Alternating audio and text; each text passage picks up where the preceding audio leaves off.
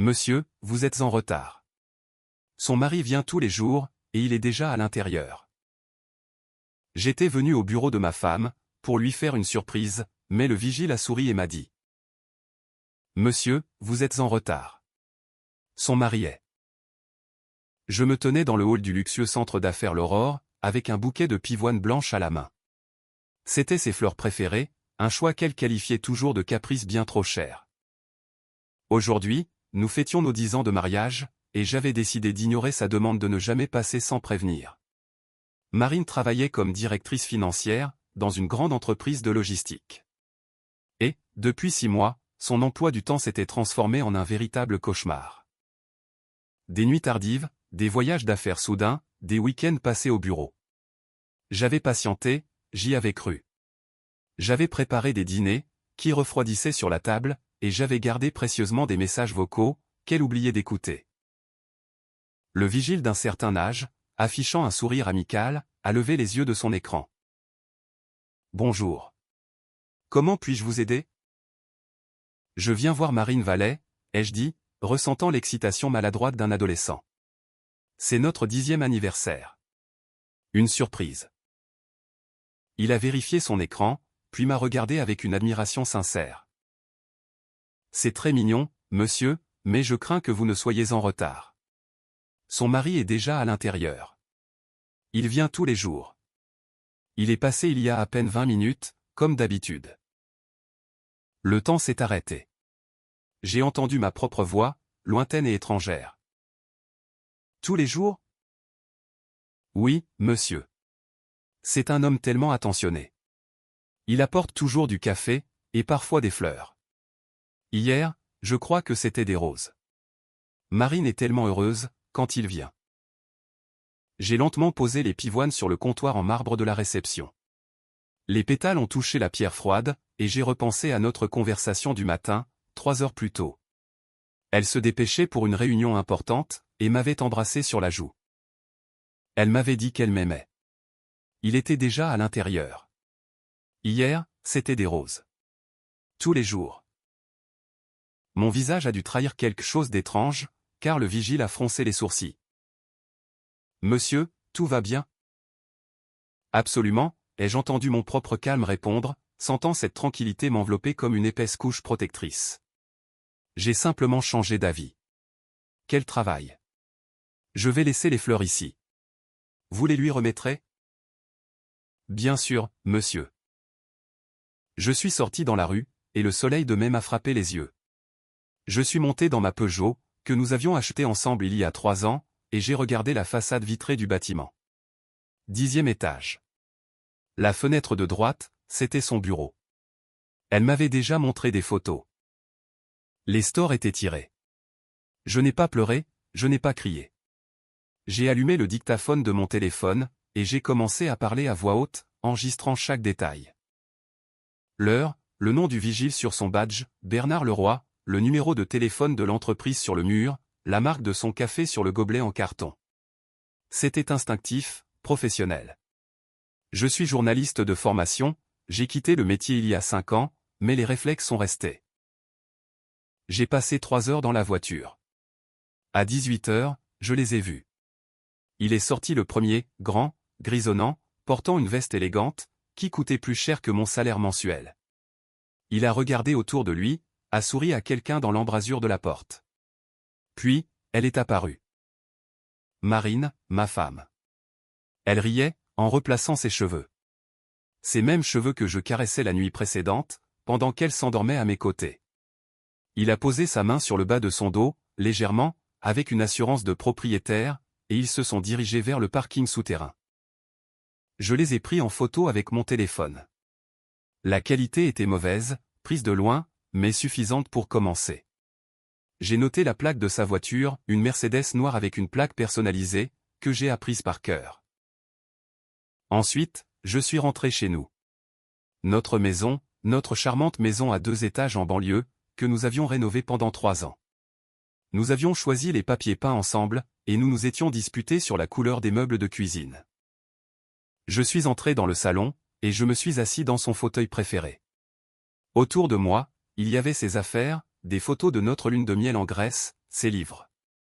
Il y avait aussi son odeur sur le coussin, celui que je serrais contre moi quand elle n'était pas là.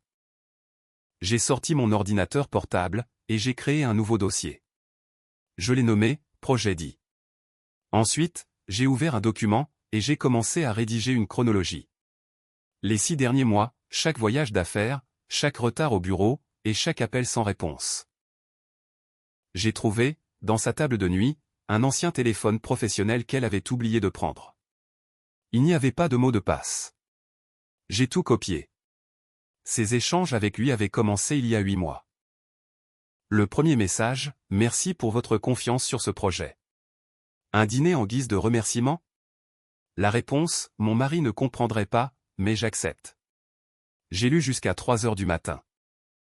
Puis, je me suis allongé dans notre lit, de mon côté, laissant le sien vide par habitude, et j'ai fixé le plafond. Elle est rentrée à 23 heures, doucement, prudemment, en pensant que je dormais. Elle s'est allongée à côté de moi. Elle sentait l'eau de Cologne d'un autre homme, masqué sous le déodorant qu'elle avait remis par-dessus. J'ai fait semblant de dormir. J'ai fait semblant pendant 3 semaines. Pendant ces 3 semaines, je suis devenu invisible dans ma propre vie. Je photographiais son écran, pendant qu'elle prenait sa douche. J'enregistrais ses conversations, quand elle jardinait.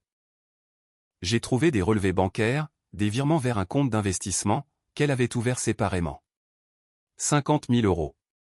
Nos économies pour un nouvel appartement, pour les enfants que nous avions prévus, une fois que sa carrière le permettrait.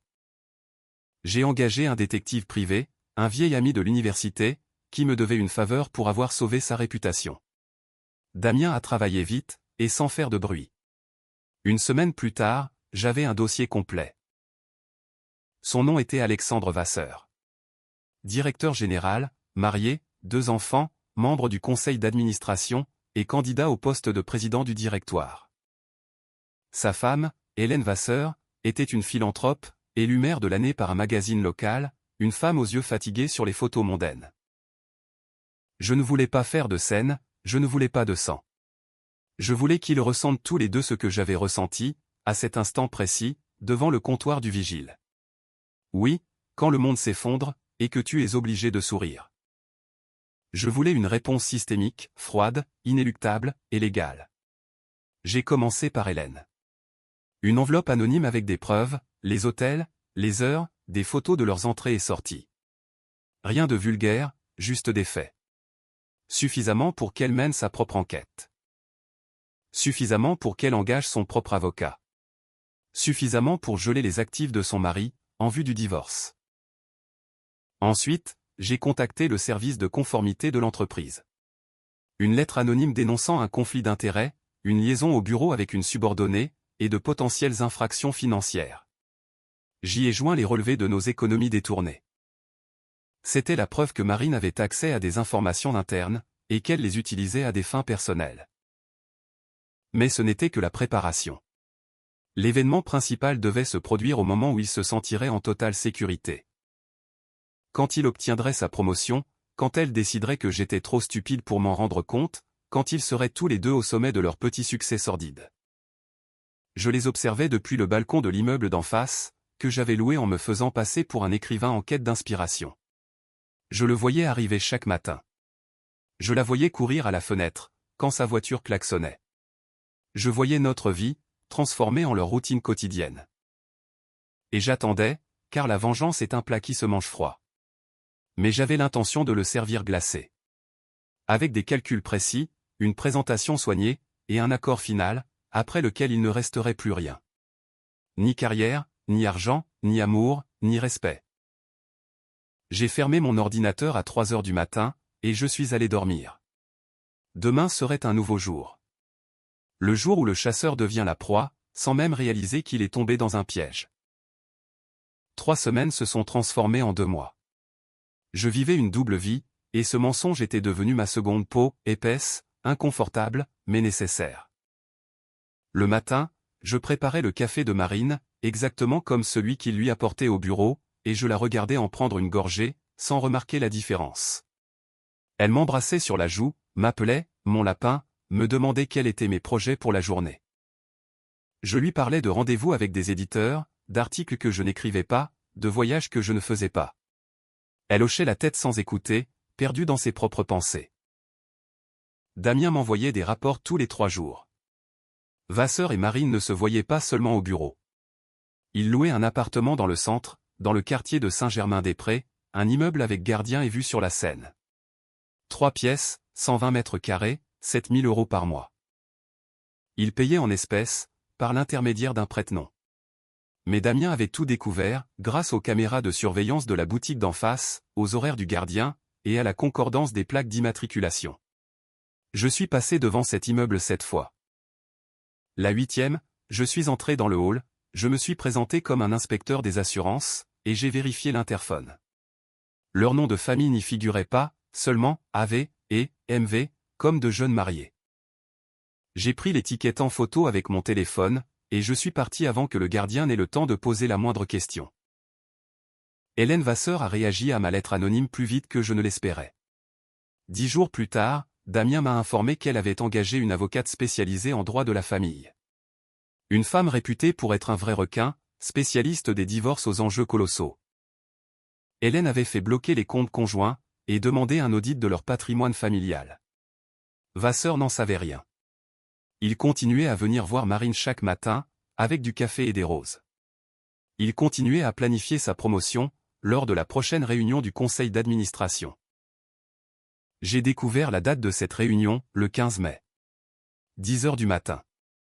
Au siège de l'entreprise. Il y aurait la présentation de la stratégie de développement sur 5 ans. Vasseur devait devenir président du directoire. C'était le sommet de sa carrière, le point de non-retour, le moment où il se croirait invulnérable. J'ai choisi le 15 mai. Pas parce que je voulais annuler la réunion. Non, je voulais qu'elle ait lieu. Je voulais qu'il se tienne là, devant tout le conseil, devant les investisseurs, devant les caméras.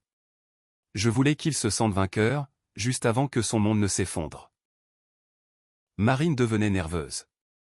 Elle ne comprenait pas pourquoi, après tout, tout se déroulait comme prévu.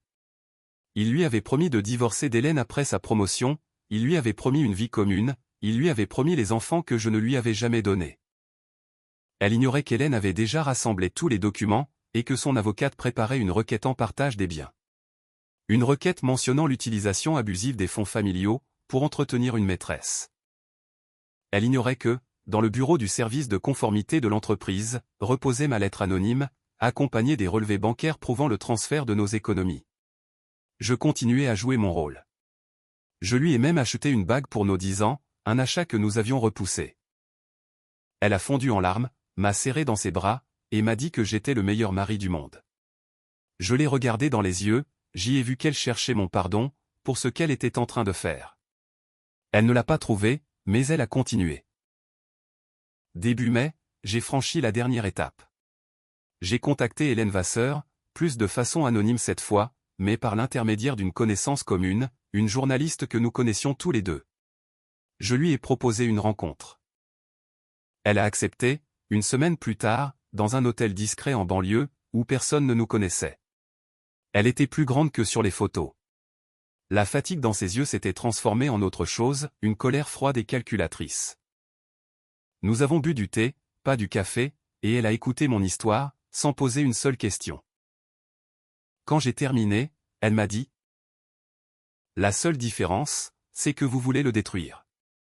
Moi, je veux qu'il perde tout ce que j'ai perdu. Ce n'est pas la même chose pour moi. » En effet. Nous avons conclu un accord. Elle déposerait sa requête exactement à 9 h du matin, le 15 mai, 1 heure avant la réunion. L'huissier de justice entrerait dans le bâtiment à 9 h 30, alors que tous les participants seraient déjà sur place. Les documents seraient remis dans le hall, devant les ascenseurs, devant témoins. Je lui ai demandé d'ajouter un détail, mentionner l'adresse à Saint-Germain-des-Prés, l'appartement qu'il louait pour Marine. Ce n'était pas nécessaire pour la procédure, mais indispensable pour l'effet dramatique. En parallèle, j'ai préparé ma propre surprise. J'ai rassemblé toutes les preuves, les messages, les photos, les documents financiers, ainsi que le témoignage du vigile, Bernard Leroy, qui a accepté de faire une déclaration officielle contre une petite somme d'argent. J'ai créé un dossier complet. J'ai rédigé une lettre au conseil d'administration. Je n'y mentionnais pas l'adultère, uniquement les infractions financières, le conflit d'intérêts, et l'utilisation des ressources de l'entreprise à des fins personnelles. J'ai joint les copies des virements effectués par Marine, de notre compte vers son compte d'investissement, qui s'est avéré être un compte personnel de Vasseur, domicilié dans une autre banque. Je n'ai pas dormi, la nuit précédant le 14 mai. J'étais allongé à côté de Marine, qui respirait calmement, rêvant sans doute de son avenir radieux avec le futur président du directoire. Je pensais à la façon dont elle entrerait dans le bureau le lendemain, à la façon dont elle le verrait se tenir là, avec des documents déchirés à la main, et comment elle comprendrait que tout était fini. Mais je n'avais pas prévu d'être présent. Je ne voulais ni scène, ni explication, ni crise d'hystérie. J'avais prévu d'être à la maison, lorsqu'elle rentrerait, et d'être prêt. Le matin du 14 mai, j'ai fait un dernier achat. De nouvelles serrures pour notre maison. Je les ai remplacées dans la journée, pendant que Marine était au travail, en train de faire les derniers préparatifs pour sa journée si spéciale. J'ai emballé ses affaires dans les valises, que nous avions achetées pour nos voyages en amoureux, et je les ai laissées dans le garage. J'ai imprimé toutes les preuves, chaque message, chaque relevé de compte, chaque photo, et j'ai tout glissé dans des enveloppes. Une pour ses parents, qui vivaient dans une autre ville, et qui me considéraient comme leur propre fils. Une pour sa sœur, avec qui j'étais ami sur les réseaux sociaux. Une pour son employeur, avec la mention « pour examen d'un problème d'éthique professionnelle ». J'ai expédié ces enveloppes le 14 mai à 17 h, pendant qu'elle ne se doutait de rien, se préparant pour son triomphe du lendemain. Je les ai envoyées par courrier express, avec accusé de réception. Elles devaient arriver le 16, alors que le choc des événements du 15 ne serait pas encore retombé. À 19 h, Marine est rentrée à la maison, plus tard que d'habitude. Elle était excitée, heureuse et un peu nerveuse. Elle a parlé de l'événement important du lendemain, de la façon dont tout allait changer, et de la façon dont nous pourrions enfin souffler. Je hochais la tête, je souriais, et je lui servais du vin. Je la regardais trinquer à notre avenir, un avenir qui n'existait pas. Je ne lui ai pas dit un mot sur les serrures. Je n'ai rien dit sur les enveloppes. Je ne lui ai pas dit que demain, à 9 h 30 du matin, son amant recevrait les papiers du divorce devant tout le conseil d'administration. Je ne lui ai pas dit qu'à 10 h, au moment où il devait prononcer son discours solennel, on annoncerait à la place une enquête interne, sur des fraudes financières. Je l'ai embrassée pour lui souhaiter bonne nuit. J'ai dit « Je t'aime ». Elle a répondu « Moi aussi ». Et ce fut le dernier mensonge que je lui ai permis de me dire, en toute impunité. Je n'ai pas fermé l'œil. J'ai attendu l'aube. Le 15 mai a commencé dans le brouillard. Je me tenais près de la fenêtre à 5 h du matin, buvant un café noir, et je regardais la lumière dissiper lentement la grisaille au dehors. Marine dormait à l'envers. La tête au bord du lit, et les pieds sur mon oreiller. Elle dormait toujours comme ça, quand elle était angoissée. Et aujourd'hui, elle l'était plus que d'habitude. Dans ses rêves, elle devait déjà se trouver à ses côtés, dans ce bureau du 10e étage, prête pour la victoire. À 7 h, elle s'est réveillée. Je lui ai préparé le petit déjeuner. Des œufs au plat, comme elle les aimait, avec de la ciboulette et du saumon. Elle mangeait sans regarder son assiette, vérifiant son téléphone toutes les 2 minutes. Il ne lui écrivait pas. Il devait être très occupé. Les derniers préparatifs, la répétition de son discours, des appels importants. Elle ignorait qu'il avait déjà reçu le premier appel de son avocat, à 6 h du matin, et qu'Hélène avait agi exactement comme prévu. À 8 h 30, elle s'est habillée. Un tailleur neuf, qu'elle avait acheté la veille, sans m'en parler, bleu marine, strict, avec une jupe crayon. Elle était plus belle que jamais, mais ce n'était pas pour moi. C'était pour lui. Je l'ai aidé avec la fermeture éclair, dans le dos. Mes doigts ont effleuré sa peau, et je me suis rappelé la façon dont j'avais touché cette même peau, 10 ans auparavant, lors de notre nuit de noces, en pensant que ce serait pour toujours. « Tu es sûr que tu ne veux pas venir avec moi ?» a-t-elle demandé, près de la porte. « Il y aura une réception après la réunion. On pourrait y aller ensemble. »« Je t'attendrai à la maison », ai-je répondu. « Nous devons discuter. » Elle s'est figée, la main sur la poignée. « Discuter de quoi ? On verra ça après. Vas-y, tu vas être en retard. » Elle est partie à 8h50. Je lui ai laissé 10 minutes d'avance, puis je suis sorti sur le perron. Les nouvelles serrures brillaient au soleil. Je les ai vérifiées 2 fois, puis je suis monté dans ma voiture, et je l'ai suivi à distance, comme je l'avais fait des dizaines de fois auparavant. Je l'ai vu entrer dans le centre d'affaires L'Aurore, à 9h15. J'ai vu le vigile, Bernard, lui adresser le même sourire qu'il m'avait fait, 2 mois plus tôt. Elle ne m'a pas remarqué, garé près du bâtiment voisin. À 9h35, j'ai reçu un message de Damien, l'huissier est entré. Vasseur est dans le hall, il attend l'ascenseur. Marine est à côté de lui. À 9h45, les documents ont été remis. Tous les deux les ont reçus. Il a essayé de refuser, mais il y a des témoins. Elle pleure. Il lui crie dessus. À 10h, je devais recevoir le deuxième message. Il est arrivé à 10h03, la réunion est annulée. Le conseil a annoncé l'ouverture d'une enquête. Vasseur a été escorté hors du bâtiment par la sécurité. Marine est licenciée pour violation du code d'éthique. La police n'a pas été appelée, mais les auditeurs sont déjà en route. Je ne suis pas rentré chez moi. Je suis allé à l'immeuble de Saint-Germain-des-Prés, celui qu'ils louaient, qui était leur nid d'amour.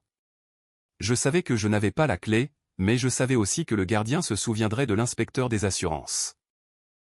Je lui ai dit que je devais vérifier le système d'alarme, suite à un incident au bureau. Il m'a laissé entrer sans poser de questions. L'appartement sentait son odeur à elle, son parfum, son shampoing, sa présence. Sur la table, il y avait des photos d'eux ensemble, prises lors de vacances dont j'ignorais tout. Sur le lit, il y avait son peignoir à lui, et la nuisette de Marine, entremêlées, comme nous dormions autrefois. Je n'ai touché à rien. Je me suis simplement assis dans un fauteuil, près de la fenêtre, et j'ai attendu. Elle est arrivée à 11h30. Elle a ouvert la porte avec sa clé, sans remarquer que la lumière de l'entrée était allumée. Elle marchait la tête baissée, traînant les pieds, comme si elle était ivre.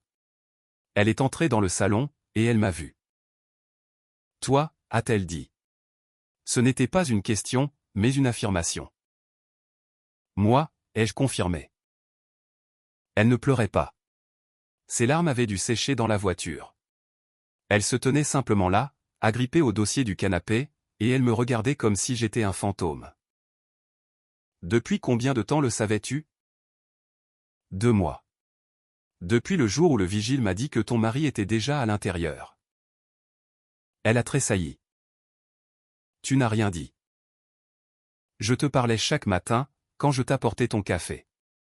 Chaque nuit, quand je m'allongeais à tes côtés. Tu ne m'entendais pas. Tu ne voulais pas entendre. Qu'est-ce que tu as fait ? J'ai sorti l'enveloppe de ma poche. C'est une copie de ce que j'ai envoyé à tes parents, ce matin. Par courrier express. Ils la recevront demain, avec une lettre de mon avocat, concernant le partage de nos biens. Tout l'argent que tu as viré sur son compte constitue une preuve de fraude. Tu rembourseras chaque centime, avec les intérêts, sans oublier la pension alimentaire. Alexandre est licencié, et en plein divorce. Il fait l'objet d'une enquête pour détournement de fonds de l'entreprise. Sa femme a gelé tous ses avoirs.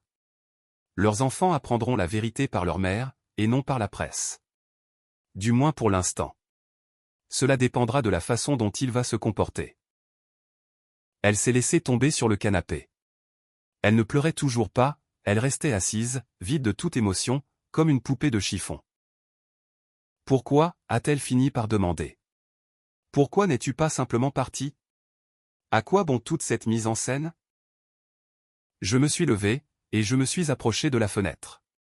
En bas, il pleuvait, une pluie que j'avais pressentie depuis le matin. Parce que partir, c'est pardonner, et moi, je ne pardonne pas. Tu ne m'as pas seulement trompé. Tu m'as volé mon temps, ma confiance, et l'avenir que nous construisions ensemble. Tu as transformé notre vie en une farce ridicule, dans laquelle je jouais le rôle du bouffon. J'ai décidé que la scène finale devait être à la hauteur de la pièce. Tu nous as détruits tous les deux. Non, j'ai détruit ce que vous aviez bâti sur des mensonges. Ce que nous avions, tu l'as détruit toute seule. Il y a 8 mois, quand tu lui as écrit ton premier message, j'accepte. Je suis sorti de l'appartement. Elle n'a pas cherché à me retenir. Je suis descendu, je suis passé devant le gardien, et je suis sorti dans la rue. La pluie était froide, perçante, et c'était exactement ce qu'il fallait, une touche finale, une véritable purification. Je suis rentré chez moi. Notre maison, qui était désormais uniquement la mienne. Je me suis assis sur le perron, avec une tasse de café, et j'ai attendu. Je savais qu'elle viendrait. Elle n'avait nulle part où aller. L'appartement de Saint-Germain-des-Prés était payé jusqu'à la fin du mois, mais elle ne pouvait pas y vivre. Il y avait beaucoup trop de vérité entre ces murs. Elle est arrivée à 16 heures. Elle a marché depuis la station de métro, trempée, sans parapluie. Elle s'est arrêtée devant le portail, et a vu les nouvelles serrures. Elle m'a vu sur le perron. Puis, elle a vu les valises dans le garage, avec ses affaires soigneusement pliées et étiquetées. « C'est tout ?» a-t-elle demandé. « C'est tout », ai-je répondu. « Tes parents sont au courant. Ta sœur est au courant. Ton employeur est au courant. Tu peux loger chez eux, en attendant de trouver un avocat. Je te conseille de ne pas traîner. Le mien est déjà prêt pour le procès. Je peux t'expliquer ? Non, tu ne peux pas. Je ne veux rien entendre. Tu as perdu le droit de t'expliquer, quand tu m'as dit « je t'aime » hier soir, tout en sachant ce qui allait se passer aujourd'hui. Quand tu m'as laissé t'acheter une bague pour nos 10 ans de mariage, un mariage que tu avais déjà détruit. Elle s'est approchée des valises, en a pris une, puis une deuxième, et s'est arrêtée. Je t'ai vraiment aimé, à une époque. Je sais, ai-je dit. Moi aussi, je t'ai aimé. Assez pour faire les choses proprement. Assez pour ne pas lever la main sur toi, pour ne pas faire de scandale à ton bureau, pour ne pas te briser physiquement. Je n'ai détruit que ce que tu avais construit sur la trahison. C'est ça la différence entre nous, Marine. Tu as menti pour construire. J'ai dit la vérité pour en finir. Elle est partie. Je l'ai regardé traîner ses valises jusqu'à la station de taxi, j'ai vu la voiture la récupérer, et je l'ai regardé disparaître au coin de la rue. J'ai fini mon café, qui avait eu le temps de refroidir, comme il se devait. Le soir même, j'ai reçu un message d'Hélène Vasseur. Merci, avait-elle écrit, de ne pas m'avoir laissé dans l'ignorance. De m'avoir donné la chance de protéger mes enfants de la vérité, et non de ses conséquences. Je n'ai pas répondu. Notre alliance était une alliance de circonstances. Et maintenant que les circonstances avaient changé, nous n'avions plus rien à nous dire. J'ai vécu dans cette maison encore un mois, le temps de la vendre. Une jeune famille l'a achetée, avec un bébé dans les bras, et des étoiles plein les yeux. Je les ai regardés, en me disant qu'on ne sait jamais ce qui se cache derrière les portes du bonheur des autres. Mais je ne les ai pas prévenus. Chacun a le droit d'écrire sa propre histoire, de commettre ses propres erreurs, et de savourer sa propre vengeance. Si le moment vient un jour. J'ai déménagé dans une autre ville, et je suis revenu au journalisme. J'écris des enquêtes d'investigation désormais, et non plus des chroniques mondaines. J'apprends aux gens à voir les signes, ce que je n'avais pas remarqué. Les retards nocturnes, les appels ignorés, l'argent qui disparaît mystérieusement. Parfois, je reçois des lettres de lecteurs, qui se sont reconnus dans mes histoires. Parfois, je les aide à ne pas répéter mes erreurs, à ne pas se taire, à ne pas endurer, à ne pas espérer que tout s'arrange par magie. La vengeance est un plat qui se mange froid, dit-on. C'est vrai. Mais le pire, ce n'est pas le froid. Le pire, c'est le vide qui s'installe après. Quand tout est accompli, quand l'ennemi est vaincu, quand la justice est rétablie, et que l'on se retrouve seul avec une tasse de café froid. En réalisant qu'on a gagné la bataille, mais perdu la guerre. Qu'on a perdu ce pourquoi on se battait. Qu'on a perdu 10 ans de sa vie, qui ne reviendront jamais. Pourtant, je n'ai aucun regret. J'ai choisi la clarté. J'ai choisi que le mensonge soit exposé, et non oublié. J'ai choisi que la trahison ait un prix. Et si je devais faire un choix à nouveau, je ferais exactement la même chose, parce qu'il y a des actes qu'on ne peut pas pardonner. Non pas parce qu'ils sont impardonnables en soi, mais parce que le pardon les rend invisibles. Et je voulais qu'ils soient vus. Je voulais que tous ceux qui passeraient devant les ruines de notre vie, comprennent pourquoi elles s'étaient effondrées. De temps en temps, je repense au vigile, Bernard Leroy, qui m'a dit la vérité avec le sourire, sans même savoir que c'était la vérité. Je devrais lui en être reconnaissant. Il m'a offert le don du savoir, et j'ai transformé ce savoir en arme. Une arme ni brutale, ni sanglante, mais aussi précise qu'un scalpel de chirurgien. Comme un mot qui tue plus lentement qu'une balle, mais de façon bien plus certaine. Moi, je continue à vivre. C'est la seule vengeance qu'il me reste, vivre. Vivre encore mieux que ce que j'avais prévu avec elle. Vivre de manière à ce que sa trahison ne définisse pas mon avenir. Vivre pour que, si jamais nous nous croisons par hasard dans la rue, elle voit un homme qui ne s'est pas effondré, un homme qui s'est reconstruit. Elle doit bien vivre quelque part, elle aussi. Je ne la cherche pas, je ne me renseigne pas, je ne pose pas de questions. Elle fait désormais partie d'un passé que j'ai surmonté, mais que je n'ai pas oublié. Un passé qui a fait de moi la personne que je suis. Qui que je veuille être, je suis forcé de l'admettre, je suis un homme capable de se venger, mais aussi capable de s'arrêter à temps. Merci d'avoir regardé jusqu'au bout. C'est une histoire de douleur, de trahison, et de justice implacable. Mais, plus important encore, c'est une histoire sur la force que l'on trouve, lorsque notre monde s'écroule. Dites-moi dans les commentaires, pensez-vous qu'une vengeance puisse être justifiée, ou bien le pardon est-il la seule issue? Vous êtes-vous déjà retrouvé dans une situation, où vous deviez choisir entre le silence et la vérité? Votre avis m'intéresse beaucoup. Chaque perspective aide à comprendre où se situe la limite. Si cette histoire vous a touché, n'hésitez pas à laisser un j'aime. Cela aide les algorithmes à la recommander, à ceux qui traversent peut-être une période sombre en ce moment. Peut-être qu'elle donnera le courage à quelqu'un de ne plus se taire. Abonnez-vous à la chaîne pour ne pas manquer les prochaines vidéos. Je publie une fois par semaine. Des drames, des thrillers, des histoires vraies, réadaptées sous un format narratif. Tout cela dans le strict respect du règlement de la plateforme, sans violence excessive, mais avec des émotions authentiques. À très bientôt pour une nouvelle histoire. Prenez soin de vous, et de vos proches.